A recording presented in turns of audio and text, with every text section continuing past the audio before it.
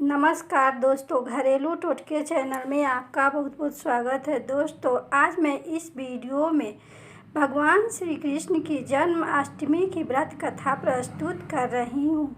दोस्तों, यदि आप जन्माष्टमी की व्रत कर रहे हैं तो इस कथा को एक बार अवश्य पढ़ें या सुने, क्योंकि दोस्तों कोई भी व्रत बिना कथा की अधूरी होती है।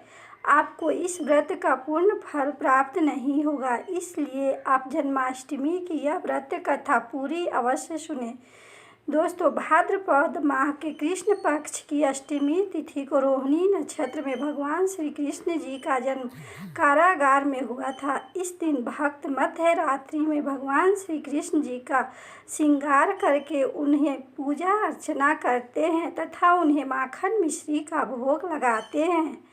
कन्हैया जी की जन्म की यह अद्भुत कथा सुनने मात्र से ही आपके जीवन की सभी पाप नाश हो जाएंगे। साथ ही मुरली मनोहर की कृपा से जीवन में आपको सुख शांति और धन ऐश्वर्य का वास होगा, क्योंकि भगवान श्री कृष्ण स्वयं परमात्मा है और परमात्मा हमेशा मोक्ष की प्राप्ति आपको कराएंगे। दोस्तों, आइए जानते हैं भगवान श्री कृष्ण की जन्म की कथा। जय श्री कृष्ण। स्कंद पुराण के अनुसार द्वापर युग की बात है।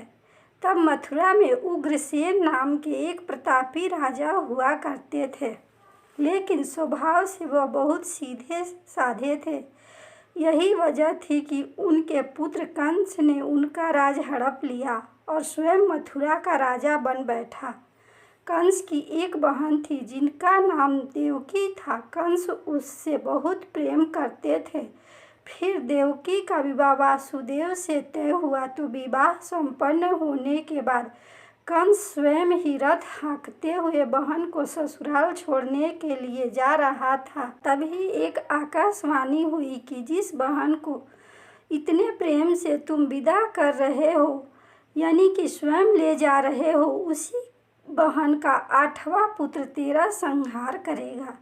यह सुनते ही कंस क्रोधित हो गया और देवकी और वासुदेव को मारने के लिए जैसे ही आगे बढ़ा, तभी वासुदेव ने कहा कि वह देवकी को कोई नुकसान न पहुँचाए।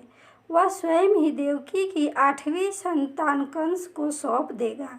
इसके बाद कंस ने वासुदेव और देवकी को मारने के बजाय कारागार में डाल दिया।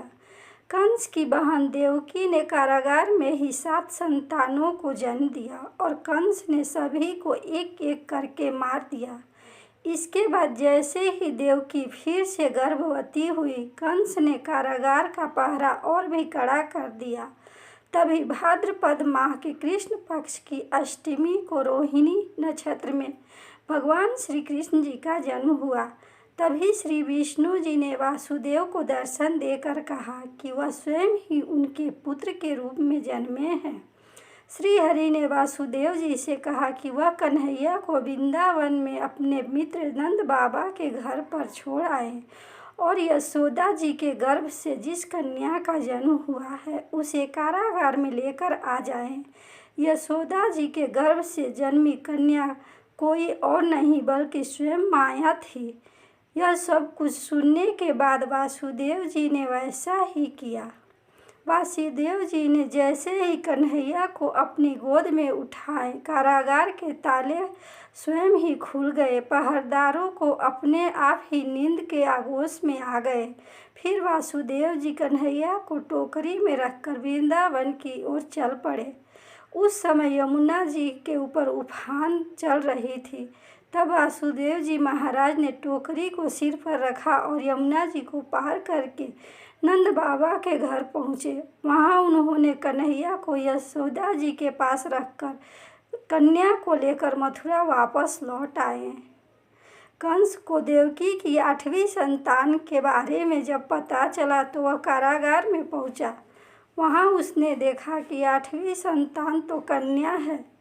फिर भी वह उसे जमीन पर पटकने ही लगा कि माया रूपी कन्या आसमान में पहुंचकर बोली, रे मूर्ख, मुझे मारने से कुछ नहीं होगा। तेरा काल तो पहले से ही वृंदावन पहुंच चुका है और जल्दी ही तेरा अंत करेगा। इसके बाद कंस ने वृंदावन में जन्मे नवजात का पता लगाया तो उसे मारने के लिए उसने कई प्रयास भी किए, कई राक्षसों को भी भेजा, लेकिन कोई भी उस बालक की बाल भी बांका नहीं कर पाया।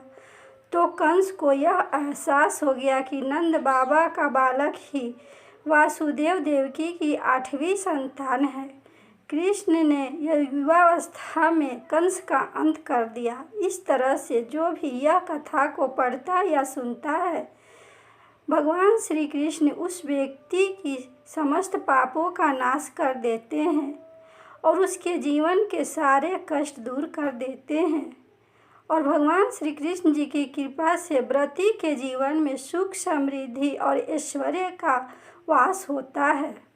दोस्तों, वीडियो को लाइक, शेयर, सब्सक्राइब करें। धन्यवाद।